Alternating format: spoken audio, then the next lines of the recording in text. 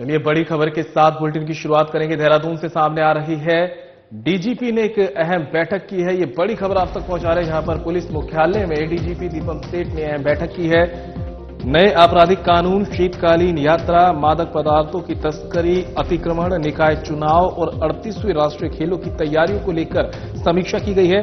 जनपद प्रभारियों को दिए सख्त निर्देश। नए आपराधिक कानूनों के मुख्य प्रावधानों, 0 एफआईआर, ईएफआईआर, गंभीर अपराधों में फॉरेंसिक टीम घटनास्थल का करे निरीक्षण, साक्ष्यों को डिजिटल माध्यम से करे अपलोड, आपराधिक ट्रैकिंग नेटवर्क और सिस्टम में सटीक और पूरा डाटा करे दर्ज, निष्पक्ष और शांतिपूर्ण चुनाव कराने को लेकर संवेदनशील और अति संवेदनशील मतदान केंद्रों का करे निरीक्षण, आदर्श आचार संहिता का उल्लंघन करने वालों पर करे कार्रवाई, जनपदों में बैरियर नाका स्थापित कर चलाएं चेकिंग अभियान, सोशल मीडिया के प्लेटफॉर्मों पर रखी कड़ी निगरानी, अफवाह फैलाने और कानून व्यवस्था को प्रभावित करने वालों के खिलाफ करे कठोर कार्रवाई, पुलिस बल का आकलन कर सुरक्षा प्लान करे तैयार, 38वें राष्ट्रीय खेल को लेकर सुरक्षा और यातायात व्यवस्था पर करे विशेष ध्यान, आयोजन स्थल, होटल और मार्गों पर यातायात प्लान और पार्किंग की करे व्यवस्था, मादक पदार्थों की तस्करी में लिप्त आरोपियों की संपत्ति अधिग्रहण की करे कार्रवाई, मादक पदार्थों की तस्करी की रोकथाम के लिए स्थानीय और अंतर्राज्यीय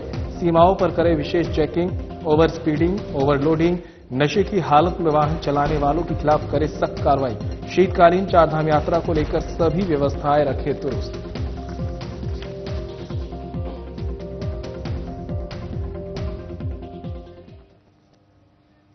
नैनीताल में देर रात तेज हवाओं के साथ हुई मूसलाधार बारिश और ओले गिरने से जनजीवन अस्त व्यस्त हो गया है। लगातार बारिश और ओले गिरने से नालियां बंद हो गई है, जिस कारण सड़कों पर पानी बहकर तलिया बन गया है, जिससे राहगीरों की आवाजाही में परेशानी का सामना करना पड़ रहा है। वहीं बारिश से तापमान में गिरावट दर्ज हुई है, जिस कारण ठंड का प्रकोप तेजी से बढ़ गया है। लोगों को गर्म कपड़ों के साथ अलाव का सहारा लेना पड़ रहा है।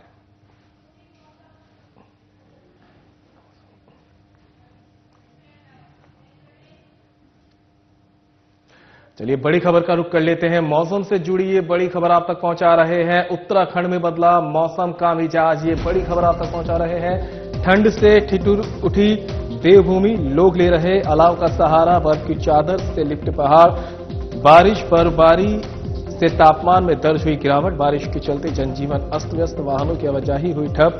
चमोली, बद्रीनाथ, हेमकुंड साहिब, हर्षिल, धनौल्टी, उत्तरकाशी और रुद्रप्रयाग में लगातार हो रही बर्फबारी के बाद पर्यटकों से गुलजार हुआ पर्यटन स्थल, बर्फबारी से राज्य के पर्यटन कारोबार को मिलेगी मदद। तो बड़ी खबर आप तक पहुंचा रहे हैं, जहां पर उत्तराखंड में मौसम का मिजाज बदल चुका है।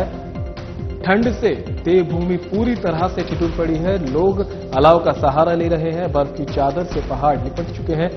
बारिश बर्फबारी से तापमान में गिरावट दर्ज की गई है, बारिश के चलते जनजीवन अस्त व्यस्त नजर आ रहा है। तो वहीं वाहनों की आवाजाही भी ठप हो गई है। जिस तरह से बर्फ पड़ रही है, उसने वाहनों के चक्के भी जाम कर दिए हैं। चमोली, बद्रीनाथ, हेमकुंड साहिब, हर्षिल, धनौल्टी, उत्तरकाशी और रुद्रप्रयाग में लगातार हो रही बर्फबारी के बाद पर्यटकों से गुलजार हुआ पर्यटन स्थल, बर्फबारी से राज्य के पर्यटन कारोबार को मिलेगी मदद।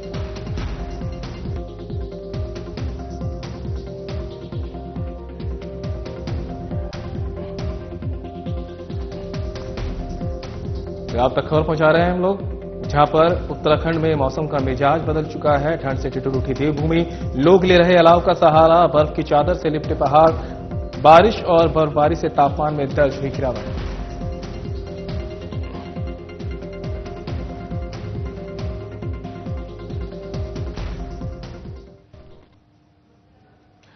इसी खबर पर ज्यादा जानकारी के लिए उत्तराखंड से हमारे ब्यूरो चीफ कमल शर्मा और ऋषिकेश से हमारे सहयोगी दीपक नारग हमारे साथ जुड़ चुके हैं। कमल, सबसे पहले आपके पास आना चाहेंगे। मौसम का मिजाज पूरी तरह से बदल चुका है। एक तरफ तो तापमान में गिरावट दर्ज की गई है, दूसरी तरफ बात करें तो पहाड़ पूरी तरह से सफेद चादर में लिपटे नजर आ रहे हैं। लोगों की क्या स्थिति बनी हुई है?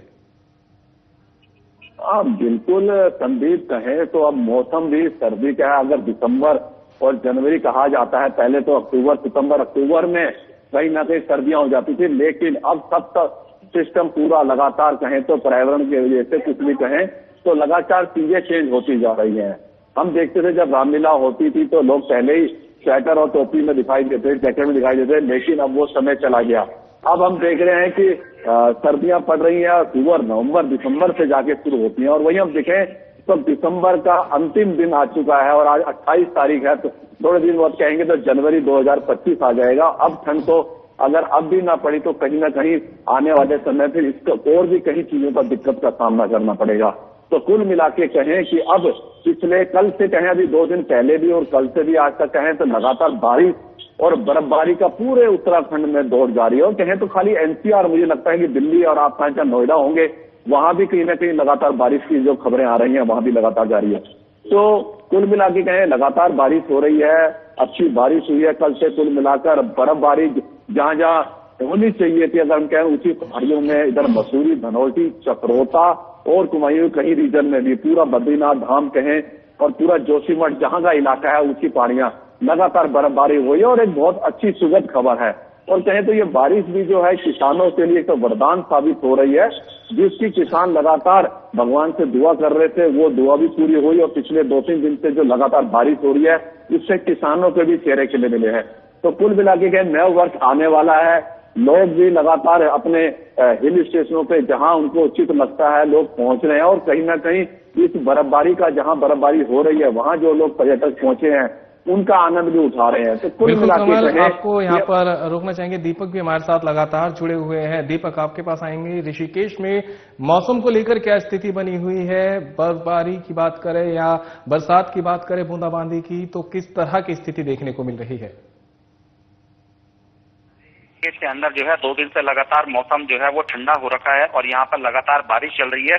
कल तो यहाँ पे रिमझिम बारिश थी, लेकिन कल रात यहाँ पे काफी तेज हवा और अंधड़ चला है, जिसकी वजह से जनजीवन अस्त व्यस्त हो गया है। सुबह यहाँ पे मूसलाधार बारिश हो रही थी। मूसलाधार बारिश होने की वजह से जो बाजार है वो सन्नाटे से पसरे हुए हैं। बाजार की जो रौनक है वो बिल्कुल फीकी पड़ गई है।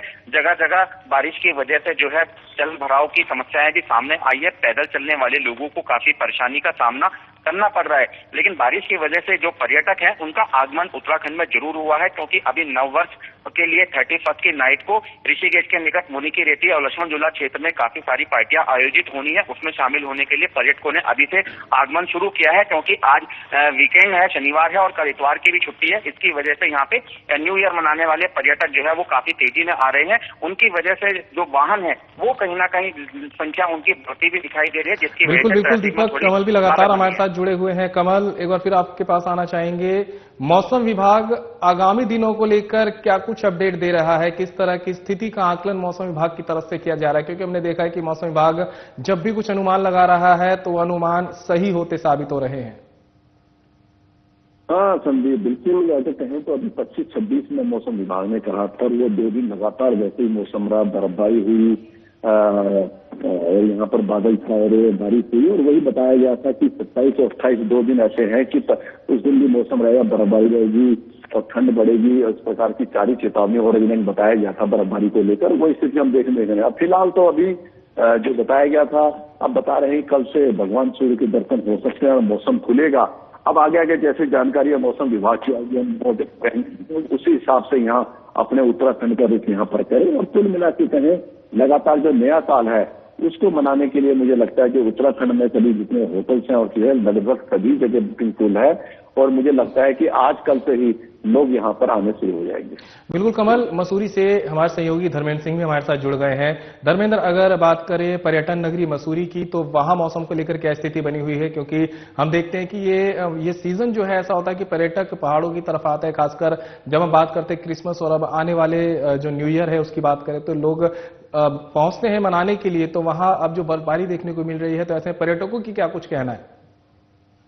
जी बिल्कुल, जब मसूरी के जो पहाड़ी वाले क्षेत्र हैं, जो ऊंचाई वाले क्षेत्र है, वहाँ कल रात को भी हल्की बर्फबारी हुई है और कल सुबह से ही मौसम का मिजाज बिगड़ा हुआ है, लगातार बारिश हो रही है।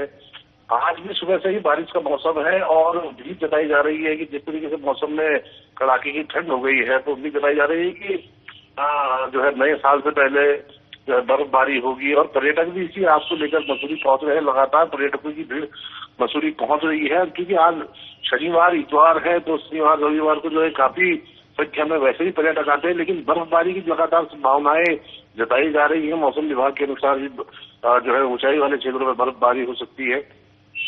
कि लगातार मौसम विभाग की जो भविष्यवाणी है वो सटीक साबित हो रही है। और कल भी हल्की हिमपात के जो फुहारे हैं, बर्फ के फुहारे जो ऊंचाई वाले क्षेत्रों में पड़े हैं, और आज भी मौसम का मिजाज बदला हुआ है।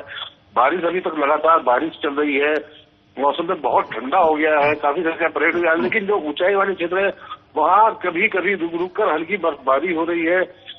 काफी संख्या में जो है पर्यटक वहां पहुंच रहे हैं, बर्फबारी का आनंद ले रहे हैं। जिस तरीके से फुहारें पड़ रही है, मौसम बहुत ठंडा है, लगातार पर्यटकों का आना जारी है। ऐसे में जो है जाम देखने को मिल रहा है लगातार जो वाहन है, क्योंकि जो है इस तरीके से मौसम को, जो बारिश का मौसम है, ऐसे में जो है जो चार दुकान क्षेत्र है, लाल टिब्बा क्षेत्र जहाँ पड़ता है, सबसे ऊंचाई वाले क्षेत्र है, वहां पर जो है मौसम का मिजाज बदला हुआ है। वहां जो है अक्सर बर्फबारी हो जाती है। जैसे जो माल रोड है, तो माल रोड में जो है बारिश होगी तो ऊंचाई वाले क्षेत्रों में लाल टिब्बा वहां बर्फबारी तो पर्यटकों का हमेशा वहां के लिए होता है।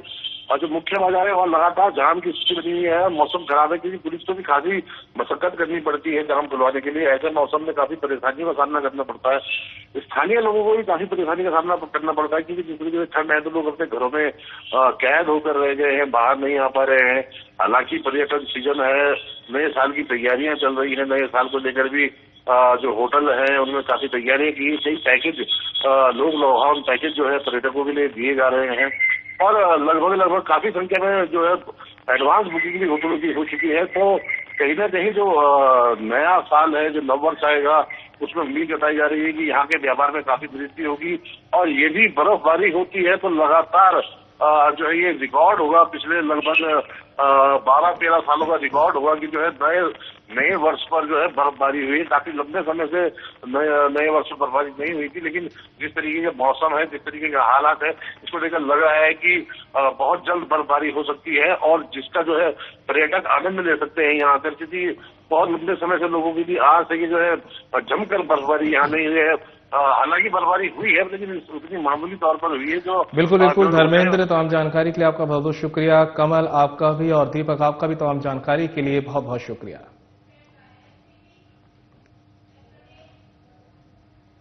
तो वहीं हल्द्वानी के लामाचौड़ में एक घर में शराब को अवैध रूप से बेचने की जानकारी आबकारी विभाग को मिली। आबकारी विभाग की टीम ने जाकर निरीक्षण किया तो उन्हें सफलता नहीं मिली। वहीं इस दौरान घर के बच्चों ने बताया कि मां शराब बेचती है और बेड के अंदर शराब के पौवे छिपाए हुए हैं। बच्चों ने आबकारी विभाग की टीम को सटीक जानकारी दी तो बेड में छिपाए महिला की ओर से 5 दर्जन के आसपास शराब के पौवे बरामद किए गए। महिला के ऊपर आबकारी विभाग ने कार्रवाई की है।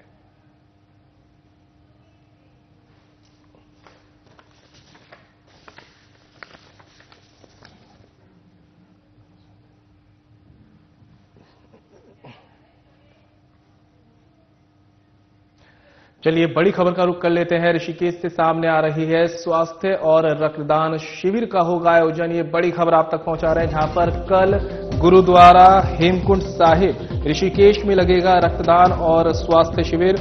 गुरु गोविंद सिंह महाराज के प्रकाश पर्व पर लगेंगे स्वास्थ्य शिविर। डीएम सविन बंसल शिविर में करेंगे प्रतिभाग।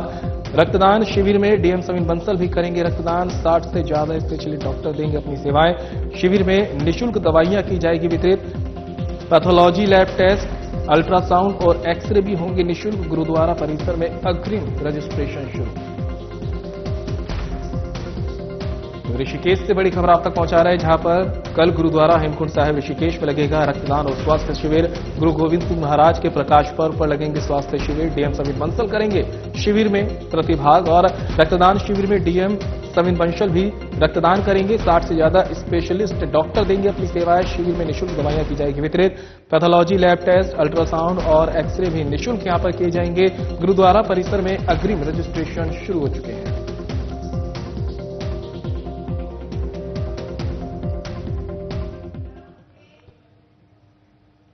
थाना प्रेमनगर पुलिस को बड़ी सफलता हाथ लगी है। पुलिस ने 2 तस्करों से 515 ग्राम चरस बरामद की। वहीं पुलिस ने एक किशोर को संरक्षण में लिया। तस्करों से तस्करी में प्रयुक्त स्कूटी को सीज कर दिया गया है। चौकी प्रभारी बिधौली प्रवीण कुमार सैनी ने बताया कि यूपीईएस रोड के पास चेकिंग के दौरान 3 लोग बिना हेलमेट के स्कूटी पर आते दिखाई दिए। स्कूटी को चेक किया गया तो डिग्गी के अंदर पॉलिथीन में अवैध मादक पदार्थ चरस बरामद हुआ है। तीनों में से एक विवादित किशोर को संरक्षण में लेते हुए अन्य दोनों तस्करों को गिरफ्तार कर लिया गया है। तस्करों के खिलाफ थाना प्रेमनगर में एनडीपीएस एक्ट के तहत मुकदमा दर्ज किया गया। तस्करों की पहचान रजनीश निवासी बनियावाला, रोहन थलीड़ी निवासी संजय चौबे नगर प्रेमनगर के रूप में हुई है।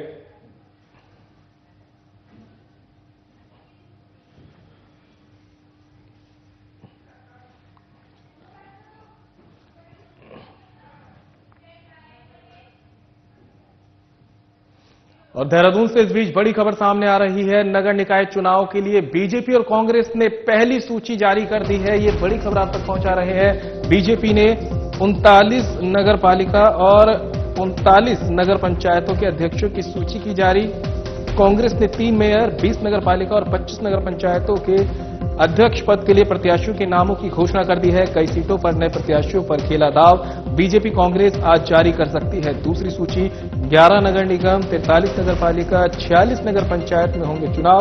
बीजेपी कांग्रेस की दूसरी सूची का इंतजार अब देखना यह होगा कि सूचियां जारी होने के बाद कितने विरोध के स्वर मुखर होते हैं या पार्टियां बना लेती हैं आम सहमति। आप तक बड़ी खबर आप तक पहुंचा दे रहे हैं देहरादून से, जहां पर नगर निकाय चुनाव के लेकर सूची का इंतजार था वो खत्म हो गया है। बीजेपी और कांग्रेस ने अपनी पहली सूची जारी कर दी है। बीजेपी ने 39 नगर पालिका और 39 नगर पंचायतों के अध्यक्षों की सूची जारी की है। कांग्रेस ने 3 मेयर, 20 नगर पालिका और 25 नगर पंचायतों में अध्यक्ष पद के लिए प्रत्याशियों के नामों की घोषणा कर दी है। कई सीटों पर नए प्रत्याशियों पर दाव खेला गया है। बीजेपी कांग्रेस आज दूसरी सूची भी जारी कर सकती है। 11 नगर निगम, 43 नगर पालिका, 46 नगर पंचायत में होंगे चुनाव। बीजेपी कांग्रेस की दूसरी सूची का इंतजार अब देखना होगा कि सूची जारी होने के बाद कितने विरोध के स्वर मुखर होते हैं या फिर पार्टियां आम सहमति बना लेती हैं। तो लगातार यहां पर निकाय चुनाव की सरगर्मियां तेज हैं। इसी कड़ी में अब सूची पहली जारी कर दी है दोनों ही पार्टी की तरफ से और उम्मीद है कि आज दूसरी सूची यहां पर जारी की जा सकती है।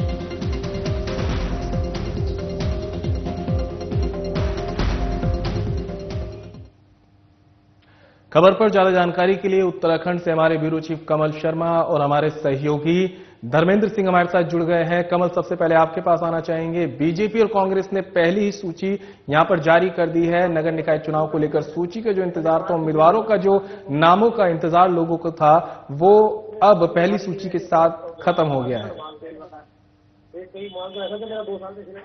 हाँ संदीप, कहें तो देर रात कल भारतीय जनता पार्टी और कांग्रेस ने नगर पालिका, नगर पंचायतों और कांग्रेस के 3 मेयर पदों की जो सूची है वो जारी करी है। भारतीय जनता पार्टी ने लगभग कहें तो नगर पंचायत और नगर पालिका अध्यक्ष की सूची जारी कर दी है। मेयर की जो 11 सीटें हैं, 11 नगर निगम है, वहां के लिए अभी कोई नहीं जारी की है सूचना, वो सूची वो आज शायद जारी कर सकती है। लेकिन कांग्रेस ने 3 नगर निगमों के लिए भी सूची जारी करी है। तो अब मुझे लगता है आज या कल 2 दिन में और जो बकाया है, चाहे भारतीय जनता पार्टी के हों, मेयर पद के और कांग्रेस के जो बचे हुए हैं, तो मुझे लगता है आज जारी हो जाएगी। क्योंकि आज 28 तारीख है और परसों 30 तारीख जो होगा वो अंतिम दिन नामांकन का होगा। तो मुझे लगता है आज और कल काफी कुछ पिक्चर जो है तस्वीर साफ हो जाएगी और कहीं ना कहीं बताया जा रहा है असमंजस की स्थिति भी बनी हुई है। अब वही देखना है, क्योंकि ऋषिकेश की बात करें, हरिद्वार की बात करें, हम चाहे हल्द्वानी की बात करें, भारतीय जनता पार्टी देहरादून सबसे बड़ी जो है, कहीं ना कहीं रस्म कस्सी और जो दावेदार हैं वो कहीं ना कहीं जोर आजमाइश में लगे हुए हैं। अब यही देखना है कि कहाँ क्या होता है। ऋषिकेश की बात करें, 2 मंत्री एक हैं लगे हुए हैं। अगर वहीं हम देहरादून की कहीं बात करें, वहां 2 सांसद कहीं लगे एकजुट होकर लगे। तो कुल मिला के कहीं कहीं ऐसी सी परिस्थितियां बनी हुई हैं और मुझे लगता है कि आज हो जाएगी। जब ये सूचियां जारी होंगी, आज भी जारी हो, जो रात देर आज हुई और आगे भी जो सूचियां जारी होंगी, उसके बाद ये देखना होगा कि कुछ बागी जो भारतीय हो, चाहे वो कांग्रेस के हो, वो चुनाव कोई लड़ सकते हैं, कोई इस प्रकार की बातें निकल के आ सकती हैं, या आम सहमति से ही बिल्कुल शांतिपूर्ण से दोनों पार्टियां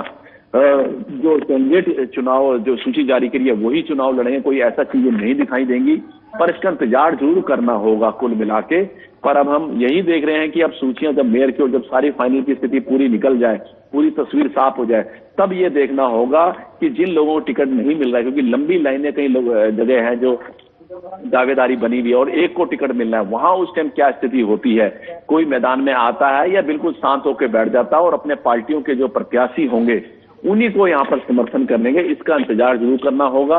और आज 28 तारीख हो चुकी है, कल 29-30 तारीख को नॉमिनेशन डेट है, अंतिम दिन है। और उसके बाद 1 या 2 तारीख को नाम वापसी का है। पूरी पिक्चर तब जाके क्लियर हो जाएगी। और 23 तारीख को यहाँ मतदान होगा और 25 जनवरी कहना 26 जनवरी से एक दिन पहले यहाँ पर रिजल्ट भी घोषित कर दिए जाएंगे कि कौन मेयर बना है, कौन नगर पालिका अध्यक्ष बना है और कौन नगर पंचायत का अध्यक्ष बना है। ये सारी तस्वीरें साफ हो जाएंगी। बिल्कुल कमल, लगातार धर्मेंद्र भी हमारे साथ जुड़े हुए हैं। धर्मेंद्र, बीजेपी और कांग्रेस दोनों ने ही पहली सूची जारी कर दी है। बात अगर मसूरी की करें तो कौन सी सीट हॉट रहने वाली है और कौन सा ऐसा प्रत्याशी का नाम है जिसने सीट को हॉट बनाकर रख दिया है? बात करें मसूरी की तो यहाँ पर जिस तरीके की कड़ाके की सर्दी पड़ रही है उस हिसाब से जो है राजनीतिक पार्टियों में काफी गर्म माहौल है। चुनाव का काफी गर्म माहौल है। लोगों में भी खासा उत्साह है। देखने को मिल रहा है कि जो भारतीय जनता पार्टी है, भारतीय जनता पार्टी ने अपने जो ओबीसी महिला प्रत्याशी घोषित कर दी है, उन्होंने थोड़ा सा बढ़त बना दी है। लेकिन कांग्रेस पार्टी अभी तक अपना जो है अधिकृत प्रत्याशी घोषित नहीं कर पाई है। लगातार मंथन का जो दौर जारी है। जो बड़े नेता है, जो आला कमान, दिल्ली तक की दौड़ इसमें बताई जा रही है कि लोग दिल्ली तक की दौड़ लगा रहे हैं टिकट के लिए। लेकिन अभी तक कांग्रेस पार्टी जो है टिकट की दौड़ में पिछड़ी हुई है। अभी तक उन्होंने अपना प्रत्याशी घोषित नहीं किया है। चुनावी माहौल लगातार गर्म होता जा रहा है। भारतीय जनता पार्टी जहां प्रत्याशी को लेकर आगे बढ़ चुकी है, वहीं कांग्रेस पार्टी अभी एक कदम पीछे है क्योंकि अभी अधिकृत प्रत्याशी घोषित नहीं हुआ है। बिल्कुल बिल्कुल धर्मेंद्र, कमल आपके पास आना चाहेंगे। अब निकाय चुनाव को लेकर अगर हम बात करें मुकाबले की, तो ये मुकाबला सिर्फ कांग्रेस और बीजेपी के बीच में ही टक्कर देगा या फिर ये मुकाबला कहीं से त्रिकोणीय होने की उम्मीद नजर आ रही है? आप कल कर रहे हो, पता निकल जाएगा फिर तो नहीं होगा। इसके बाद सर्दियों का मार्च। कमल, क्या आपको मेरी आवाज पहुंच रही है? अच्छा संदीप, मैंने कहा कहीं आप दीपक से बात करना चाह रहे हैं। हाँ बिल्कुल, आपने कहा कि अभी ऋषिकेश की अगर हम बात करें तो यहाँ नगर निगम, ऋषिकेश नगर निगम आता है और यहाँ पर कहें तो अनुसूचित जाति की सीट हो गई है, एससी की सीट यहाँ पर हो गई है। भले ही अभी हमारे भाई धर्मेंद्र बता रहे थे कि मसूरी में ठंड ज्यादा है, लेकिन चुनाव की जो तपिश है वो बहुत ज्यादा है। पर ऋषिकेश में इस बार ऐसा कुछ बिल्कुल नहीं दिखा रहा। जैसे ही ठंड है वैसे ही बिल्कुल चुनाव भी ठंडा है, क्योंकि यहाँ पर जो सीट आरक्षित हुई है वो कहीं ना कहीं जो यहाँ की आम जनता है उसको समझ में से परे है। तो अब यही देखना है। भारतीय जनता पार्टी ने अभी, कांग्रेस ने भी यहाँ प्रत्याशी घोषित नहीं की है, पर लगता नहीं है कि यहाँ कहीं ना कहीं चुनाव में कोई गर्मी आने वाली है, कोई लोगों को ज्यादा उत्साह दिखने वाला है। क्योंकि हम यहाँ जिस हम यहाँ चर्चा करते हैं वो कहते हैं देख लेते हैं, सोच लेते हैं, मतलब ये भी अभी है नहीं कि लोग वोट डालने को तैयार है नहीं है। अगर यहाँ पर खाली मेयर का चुनाव। ऋषिकेश से हमारे सहयोगी दीपक नारंग भी हमारे साथ जुड़ गए हैं। दीपक, आपके पास आना चाहूंगा और सवाल ये लेना चाहूंगा कि क्या कुछ चुनावी माहौल देखने को मिल रहा है, क्योंकि बीजेपी और कांग्रेस ने अपनी पहली सूची जारी कर दी है, दूसरी सूची जारी होने की उम्मीद है। लेकिन बात अगर करें यहाँ पे आरक्षण का भी मुद्दा फंसा पड़ा है, तो क्या कुछ चुनावी समीकरण देखने को मिल सकते हैं? देखिए, ऋषिकेश में अगर चुनावी समीकरण तभी क्लियर हो पाएंगे जब भाजपा और कांग्रेस अपने अपने प्रत्याशियों के नाम यहाँ पर क्लियर करेंगे। अभी समय बिल्कुल कम बचा हुआ है और अभी तक प्रत्याशियों के नाम क्लियर न होने की वजह से यहाँ पे असमंजस की स्थिति है। जो मतदाता हैं वो खुद टकटकी लगाए बैठे हैं कि आखिरकार कब मेयर पद के लिए प्रत्याशियों के नामों की घोषणा होगी और वो अपना मन बनाएंगे कि आखिरकार किसको अपना वोट देकर के यहाँ का मेयर बनाना है।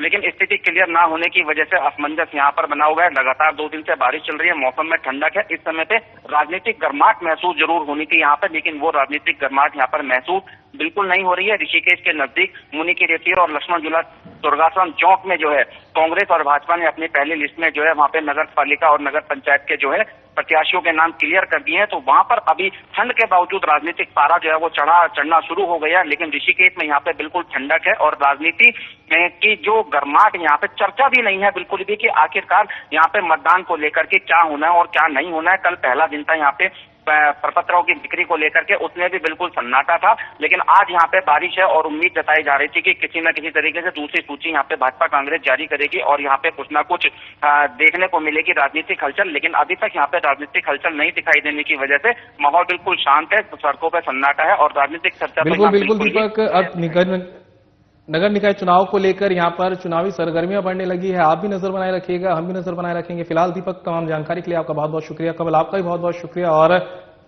धर्मेंद्र, आपका भी तमाम जानकारी देने के लिए बहुत बहुत शुक्रिया। और फिलहाल बुलेटिन में मेरे साथ इतना ही, दीजिए इजाजत, नमस्कार।